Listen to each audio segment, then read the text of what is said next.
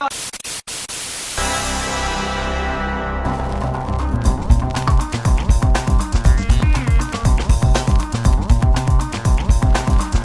to my basement, everybody. I've been told to keep it down to normal person voices in this episode of the Vic's Basement podcast. How's this? Is that all right? No, it's still a little... It's still Jesus Christ. Is this what you're like around the house? Just fucking speak normally. You have a headache today. What's going on with you? No, I don't have a headache. I'm fucking tired. We've been working a lot. We've been shooting since the wee small hours of the morning, and we're going back out to shoot again after this. And this is like rowing on a slave ship lately.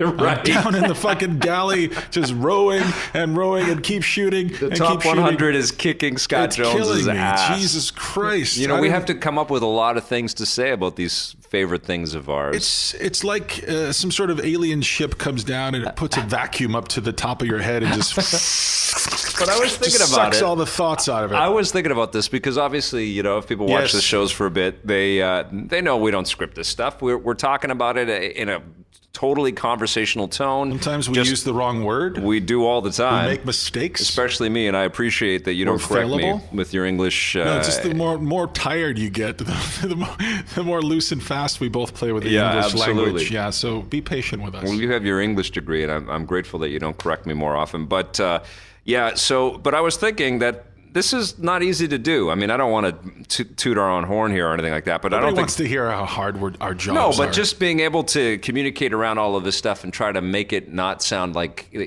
indelible is such an easy word to keep going back to. And it's very fashionable. And we love it. We have caught ourselves and stopped ourselves from using that a lot, and that's commendable, I think. Yeah, you know, we should start making a list. I actually don't want to start doing this because I'm going to become too self-conscious. We still have quite a ways to go, but there are phrases that we both rely on a little too often. I mean, we're human beings. We're doing the best we can. We're talking about 200 pieces of entertainment. And probably the 200 most important pieces of entertainment in entertainment history. Totally. And the truth of it is that they're all indelible. They're all worth owning. They're all incredible. They're all a journey that you go on. They all pull it. They all get into your heart. They all have soul. Yeah, all the things that we like to say. They all have memorable worlds that we like to inhabit. Yeah, all the shit that I keep saying over and over again on the show. I'm well aware of it. You don't have to point it out to me. Thank you very much. But it is really fun, and the feedback is heating up a little bit. There are people that are vehemently opposed to the choices that we're making. We just read something. Somebody tweeted something about a user on number 97. Coming in further down the list than Moon. And then we had somebody on Reddit saying Moon shouldn't be on any list of top 100 movies unless it's a list of 100 movies with the word Moon in the title, which was pretty funny. Moon is fantastic. But Moon is incredible, and we love Duncan Jones, and we love that film. And the thing that I'm realizing as we go through this, and people are watching this now, and they're hopefully they're mostly enjoying it. Hopefully some, if we're not pissing off at least 40% of the audience, we're not doing our jobs, right? Yeah. And, as we go through this, the thing that's most impressive is the way that you and I work together, because we really pick each other up on a lot of these reviews. There are some movies and there are some games that you clearly have a bank of knowledge that I don't possess and never will about. And so I stand back and I just watch you work, and I enjoy standing back and watching you work, and I try to chime in here and there to maybe cross some of the T's and dot the I's. But for the most part, I think that we make a pretty good team, buddy. I think so, and I think that God, this sounds so gross that we're just complimenting each other. Do you want me to give you your foot rub now? Yes, please. But no, I don't think that there are too many shows on TV that would try this, crossing video games and movies into a singular list like this. But I don't know of too many other hosts on TV right now that could go out without a script and take us down these lists as well. So all right, that's the end of our victory lap for the day. Yeah, but totally. Listen, I had an idea while we were. But that's why you're tired and swearing at me before we've even started. Well, this is my normal gear. You guys know me. But listen, I had an idea that I thought about. Well, we stopped to get tacos, and we were right next to a pizza place. Yeah. And so I said, you know what? Fuck it. I'm not going to get tacos. I'm going to go to the pizza place. Big mistake. Rant coming. Canadian pizza, an oxymoron. That does come not on, work. There's some good pizza in Canada. Fuck me, man. I'm sure it's in Montreal, was from a fucking chain, and it was awful. Yeah. It was just, I said to Colin, our cameraman who was with us, I said, I'm eating this thing. I couldn't even taste any flavor. All I tasted was hot. Yeah. They put it, and they put it in for too long, and you're like, I'm eating it right now. You don't have to fucking heat it up to the face of the sun temperature. Yeah. I'm putting it in my mouth now. Now I got to wait for 10 minutes. I'm busy. Well, I got to get out there. 10 minutes, I could shoot 2 of these. They only do that because things. Bizarro you goes in and says this pizza's not hot enough. Bizarro me? Yeah. Where's Bizarro? You know what I'm saying? They got to try to have. They got to try to appease every person, every clientele. I'm eating my pizza, which was hot flavored. Yeah. And I thought, why don't we do the top? I don't know if we could do 100, but the top 50 TV shows of all time. Yes, that's a 2014 task. I don't know. Do you think we could do 100? Maybe. That would mean we'd have to include like fucking. How many episodes of Cheers would we have? to talk about? WKRP in Cincinnati was a classic, man. Yeah, you like that one on the show that Bailey. What's her name? Yeah, Is that her name, Bailey? I was always a Bailey What about person. Lonnie Anderson? She made me want to disappear into the men's room. No. She was too made up. I was also a. I didn't like Lonnie Anderson. How about on Gilligan's Island, Ginger or Marianne? Well, Marianne's the one you want to spend your life with, but Ginger, one night alone with that coconut bra that she was wearing in that right. So there you have it. The ticket to Scott's heart, coconut bra. What about you? You're Marianne all the way. I always was, yeah. I was always a girl next door. Ginger looks like she has chlamydia. Oh, she does. That's taking it pretty far, man. It's okay. She was in Hollywood. Everyone in Hollywood had it. Did they have chlamydia in the 50s and 60s? On the island? Yeah, of course. Yeah, and on the island? How pathetic. How sad. Why do you think Gilligan was so skinny? It was the chlamydia eating away at all of his fat cells. I don't know. I'm tired. That's horrible. What do you want from me? That's horrible. So listen, we got a couple How's your Kingdom Rush going? I don't want to talk about Kingdom Rush. Fuck off. Listen, we got a couple movies we're seeing this week. We're going to see Kick-Ass 2 tonight. There was a pass somewhere down here in the basement. Oh, I just found it. All right, so we're all set for tonight. We got this. We got this coming up. That's 7:00 tonight. Yeah. We're recording this on Wednesday. You guys are hearing it on Friday, if you are all up to date. And so you've seen our review. Tomorrow morning, we're going to go see The World's End, which I'm very excited about. These might be the 2 best movies of the summer. Could be a double feature in the span of 24 hours. The entire summer could be fucking resurrected. And wrapped up, too. Could be resurrected. I mean, are there any other big releases coming out this summer, or is that it? Let me check. I think that's it, man. I think that's it. But the game releases... I'm glad we got the internet down here now. I know. The internet's amazing down here. It's fucking great down 28.8 modem, man. It's the best. I love it. It's all the baud you need. Sorry, guys. You know what? Could you make a modem sound? Nobody even remembers that anymore. Modems. That was the sound of me trying to download pornography. Just like 1 pixel at a time. It takes 6 years to see like a pepperoni-sized nipple. Riddick is on September 6th. All right. That's a little late. That's not summer. That's autumn. Insidious. We're well into September rainy 13th. season. Insidious. That's autumn. That's fall for sure. So this is it. Summer ends tonight. Tomorrow morning at tomorrow afternoon at 12:30, which is when we get out of our screening. And whoa! Don't forget about this. One Direction. This Is Us in 3D. We got to see that. Well, I'm pre-reviewing that. 12 out of 10, and I'm seeing that 8 times. Same score as Batman Arkham City. Congratulations to all the little Speaking of Batman Arkham City, have you seen the Arkham Origins Collector's Edition? No, I did not. My God. Okay, you want to spend a minute and wax poetic. There is so much stuff in here. Project Triforce, the guys that make the video game props, they made the Collector's Edition for Gears of War 3 with that awesome Marcus Phoenix statue, and they also did the same thing for... The Last of Us with the Joel and Ellie statue. Well, they've got a Batman and Joker statue for this thing, which is just ridiculous. And there's a schematic of the Batwing, and I mean, it's loaded, man. There is a ton of stuff in this thing. All right. Well, you're absolutely going to own one of those. Your Batarang in your pants is showing there, my friend. I guess because the multiplayer is only available on the 360 and the PS3. I guess it's going to be PS3. I played the last 2 on the PS3. Look, have you seen the picture for the collector's edition? It's ridiculous. It's amazing. Just let me know when you're finished. Oh my God. Keep going. Oh, I don't want that. I just read stuff shit about it, and now I'm looking at this stuff. I am escaping into this image of all this stuff. There's comic book stuff in there. There's the incredible Joker with all these television sets around him. All right. Art books. You know what? You've asked for it. I can't wait. Batman. No!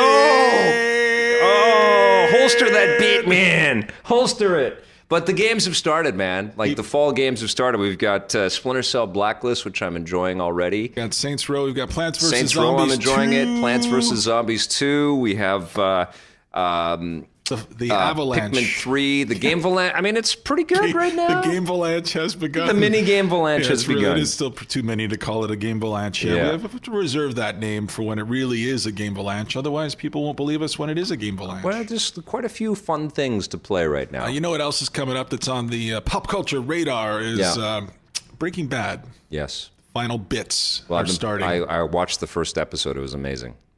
Was it? It was the first of the last 8. It was incredible. It was, this is a show that a lot of these shows, they really draw it out for the whole thing, and they just sort of give you little bits and pieces of... I feel like it's been drawn out a little bit. I don't know, man. It's been drawn out. It was this last first half of this season thing, I was a little bit like, all right, just fucking wrap it up already. No, but I'm ready to be done. Wrap it up. The reaction that we got, because there was hints of some, I'm not going to spoil anything, but there were hints of somebody figuring something out about Walter White. Yeah, Hank. Everybody knows. Come All on. Right. Well, Hank and Walter I'm not White. waiting around for people to get caught up with the DVDs. They go at it, man, right away into good. in this first episode. They got to go to the hottest place. They got to wind this thing down. Oh, it's so good. But the thing that I've realized is most of the characters on the show are not really characters. They're all little quirky sort of piles of. The only real character is Walter. All the other ones are just they're all cliches. They're all people from other TV shows who we've seen before. Walter is the only original presence on that show. I don't know. I'm going to posit that. I'm going to leave that out there. Do with it what you will. I think Gus was incredible. I think he was a totally fascinating character. One of the deepest, most thought out villains I've ever seen on TV. But the main players, I'm talking about Hank and his annoying wife, Jesse. And Jesse, I feel like I've known this guy my whole life. I feel like he's been in a million other shows. He even looks like a guy from another show. And I think the combination of these characters is something that we've never seen. Skyler is the worst one of all. Skyler's underdeveloped for sure. She's so passive and so small. Well, now she is. Yeah. That's interesting. She always has because been. There was a just let Walt do his cook. That's what she's doing, and there was a disgust emanating from her, and now there is more of a protective kind of sort of thing that's being set up with Skyler. I think she's kind of falling back in love with the ferocity of this guy that she's seeing for the first time, and that's interesting. But I think you're also right. I think that it was more interesting for her to be in charge. But I think that's what this whole series is about. It's about Walter White discovering the beast within and taking ownership of his life in a way that he never was when he was playing by the rules, Right. And I think he was a kicked around puppy dog until he became Heisenberg. You know what we need to do? Yeah. We need to become anti-heroes. How do we do that? Let's do it. Let's start right now. Is there a course? Let's start now. Okay. Where do we go? You and me. We're going to fuck shit up. We are anti-heroes. You know the guy who plays Hank on the show, Dean Norris? I don't know him, but yeah. Well, he's not in your pool of friends. We haven't had him on the podcast and Lucas and James Cameron and the helicopter races and all the whole thing that you do when you're not here and you never invite me to. Yeah. He was in Starship Troopers. Oh my God, who was he in that? Role in there. He was one of the bossy. He was one of the yelling. He's always been a yelly guy. Yelling bossy face guy. Yeah, bossy any guy who's bare pated like that. Those guys, they work forever though, right? The yelly bossy guys. People. Do they? They work forever because you always need one of those. Tommy's not on the show anymore. No, but he was a yelly bossy type. No, he's different. He was a yelly bossy type, but he's not like a character actor who like everybody's going to go, that guy's just going to yell at me. He's going to play the sergent. We've been talking about Tommy a lot lately because he's been on the show a lot lately. Dude, it's a sentimental journey for me watching these best stuff. Yeah. These top 100. I'm in a lot of those moments. Some of your haircuts, I go to the barber and I say, "Give me this one from 1996." I don't know what the hell I was doing with my goatees and my little mustaches. Well, you were trying on different Victor Lucases before you found one that fit. I had the side part, total anchorman look for a long time. And my wife was saying that. She was like, dude. That's the look she fell in love with. No, it wasn't. I had spiky hair, I think, going way back. But then I went to this parted thing, and she's like, you look like some kind of cheeseball news guy. You got to change that up. So I started pushing my hair to the front and spiking it. She's the one who started that. Totally. But then when I did that, but you listened to her, and I'm sure that was a big moment for you. Yeah, but then when I did it at first, though, it was too short and it was too just flat, and just like I look at those In case episodes. you're just tuning in, this is Hair Talk with Vic and Scott. It's so hard. It's so tough to watch yourself through the ages like that. And there's certainly episodes where I put on some weight, and it's just hard to see yourself through all of these transformations, man. I know. I haven't been doing it for only a fraction as long as you have on the show, but I look back at some of those things. I'm like, Jesus Christ, where the fuck did I get that jacket? What an asshole I was. And the look everything was too big and baggy. I mean, that was part of there was the mid 90s and we didn't know what the hell we were wearing, but I had like Kramer bowling shirts on and big baggy pants and white t-shirts hanging out. And it's funny. Maybe this is one of the reasons why we're friends or enemies or frenemies, is because I had the same moment where I used to do the Anchorman hair. Right, forever. That was my hairstyle. It used to take me like 4 hours in the morning. Yeah. And then I had a friend of mine in graduate school who sat me down, and he's just like, "Why don't you get rid of all that shit?" Yeah. He's like, "Look at yourself. It's ridiculous." All the stuff in your hair? Yeah. Really? Hilarious. And it was kind of a turning point for me, because I started going to this new barber, and I started doing the crazy shit that I do now, and I'm not sure it's much of an improvement.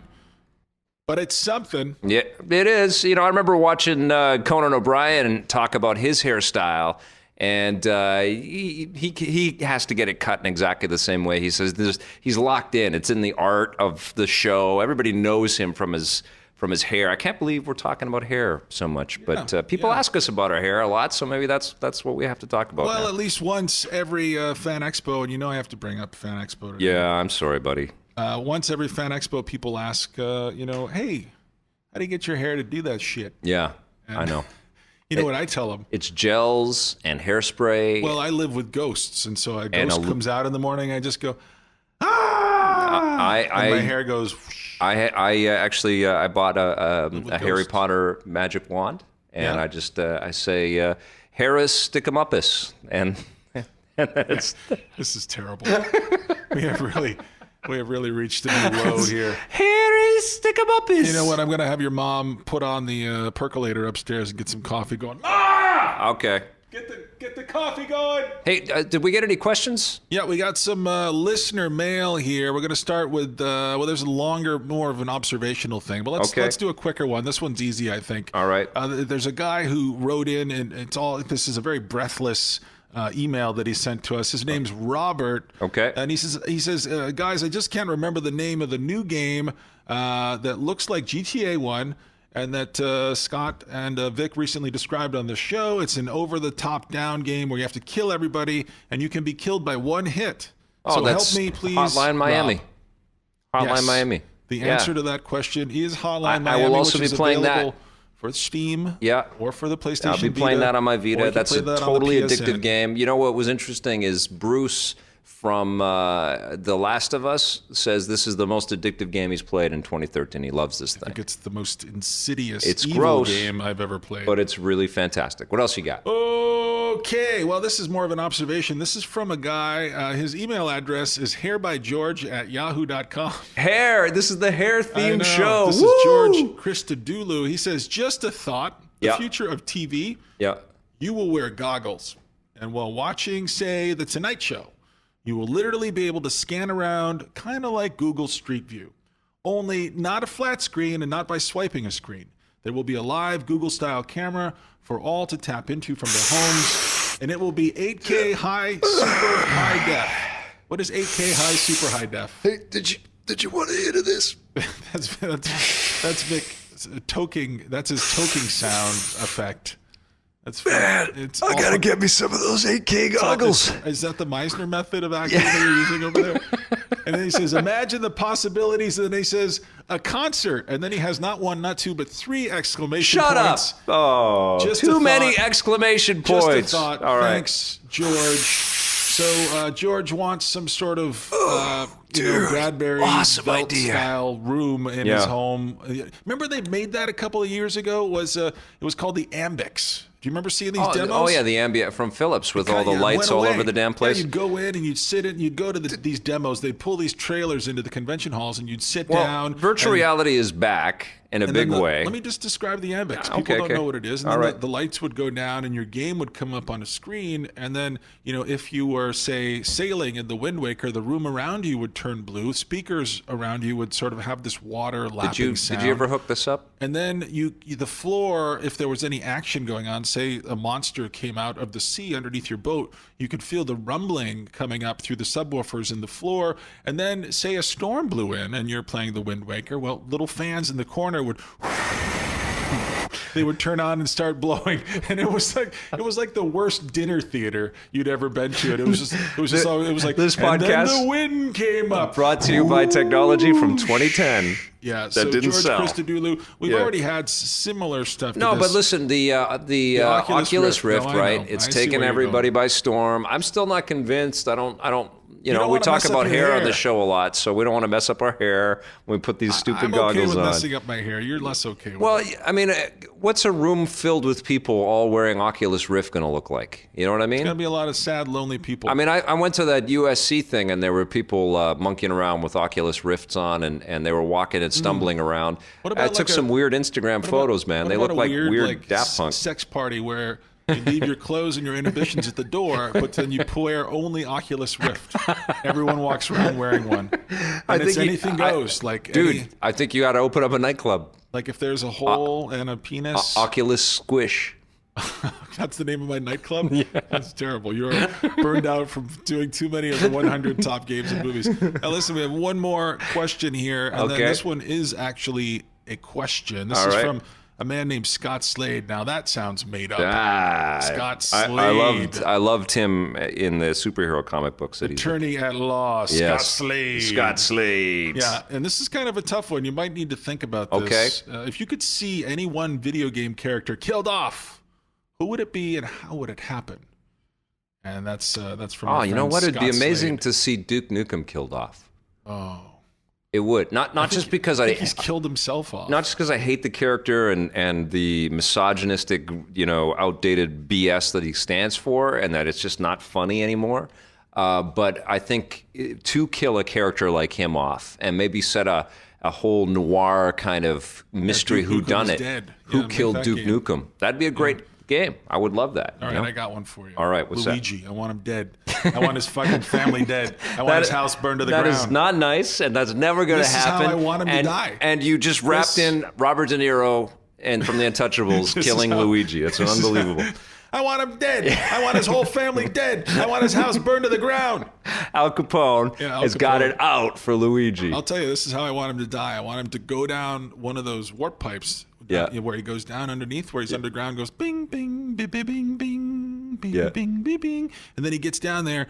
What Mario does in the overworld is he seals up all the holes. Oh, no. He puts a cork over the type of a warp pipe? So Luigi needs to live down there in the underworld. That's like Phantom Zone material. Then he comes back as Waluigi. No. With superpowers, and then they fight and destroy cities. He has to make a campfire, and he has to roast Koopas, but eventually he runs out of Koopas. Oh, no more Koopas. And then doesn't have anything to eat, and so eventually he starts eating his hand. The campfire, he saws off his arm like James Franco in that movie. No, he's down there, and he can't get out, and so the campfire is dying. Yeah. And then soon, maybe a couple years pass, and then he's a skeleton. Oh, man, I'm tearing up.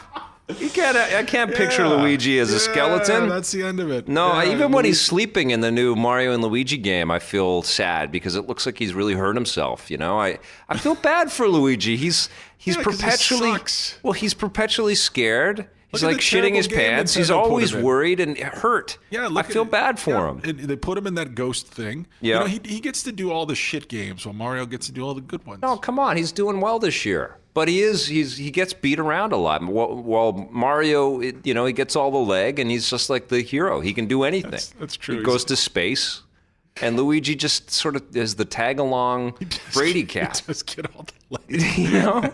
Luigi never gets any leg. Luigi gets he is the Rodney Dangerfield of the Mario universe. If Luigi just got a little bit of leg, he'd probably be a lot more bearable to be around. Yeah. It's just to take the edge off of him, just to let him feel like a man. So, I'm headed to Toronto next week, but you're not coming. We already established this. Yeah, I'm not going to Fan Expo. Please, you can continue to ask me you can continue to fill out the petition to get me to go to Fan Expo. It's not going to make a damn of a difference at this point. Sorry, buddy. I'm going to go home and visit my family and maybe take a few days off from thinking about video games and movies, which will be nice. Yep. Trying to put those sentences together in my head while the camera guy stands there sweating. It'll be nice to take a break from that. I am going to be playing Vita while I'm traveling, I've decided. I'm not going to be taking my iPad and my Kingdom Rush. I started to play a little Gravity Rush, or is it Kingdom Rush? Yeah, I started playing Gravity Rush last night on the Vita. That won't last. It's amazing. It's such a fun game. It's All right. so cool. Listen, we talked about this at the start of the year. You only get so many usages of the word amazing, and you have It's an more than amazing used game. them up. I've used it. I'm using it on Gravity Rush. Totally underappreciated. Ben and I reviewed that. People don't know what is really amazing. No, it is amazing. And if you have a Vita, you have to get it. All of these things It's can't free be as amazing. well. It's part of the PlayStation Plus thing. I guess in your world, there are a lot of things that are truly There are amazing. a lot of things that are amazing, But in the rest if you of the open world, your they heart, aren't amazing. if you open your heart and let the amazing in, If you peel off those amazing colored glasses that you view everything through, there is so much to be amazed by in this world, go to Scott. sleep. Go to sleep. Oh, don't Just shoot me with the go- blow dart. Don't do Go it. to Don't sleep. do it. I hate when you Victor, blow dart. Go Oh. to sleep. Sleep, little Victor. All right, okay. All right. Listen, thanks for listening, everybody. Thanks for visiting us down here in the basement. And if you would like to be an intern on The Basement, go to vicsbasement.com and tell us why. Send us a video. We're not hiring any interns, man. Yes, Don't we send are. that. No, come on. We We're need not. someone to put these hustlers in order down here. What? Someone to run the vacuum and to Okay. sweep a little Yeah, actually, you're making sense. and to put some of these spiders outside because I can't. You're it's actually hard making for me to sense. do the But shit. then what do we like?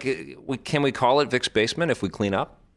Not really, Yeah, right? I guess we gotta yeah. gotta leave it. No, I mean that's the whole deal with this place. Right, we gotta. This is where we create. This all around us is a reflection of what goes on inside of us. Yeah. So yeah, those things need to match. We'll leave everything alone for now. No interns. No interns. Sorry. Sorry. But you can still tell us why you'd want to be an intern. That'd be awesome. Yeah. Thanks for listening, everybody. That's right. And we will be back with another episode of Vic's Basement next week. Yes. And Stitcher. And we're on iTunes. You want to and make don't it weird at the end? how would we do that? Wasn't this whole thing weird? I guess. Either it's, you can't really make it weird at the end. Either it's weird or it's not weird at the end. It has to get weird at the end. Yeah. You know? All right. I'll remember that for next time. All right, okay. I think I did just make it weird at the end. Has to be organically weird at the end. It just got weird. Yeah. It feels weird now. Do you feel it? It's a Something bit weird. changed. We're talking about weird and like forcing the weird. Can you force the weird? You can't. You just got to let the weird come. We'll leave that for you to think. Can you force the weird?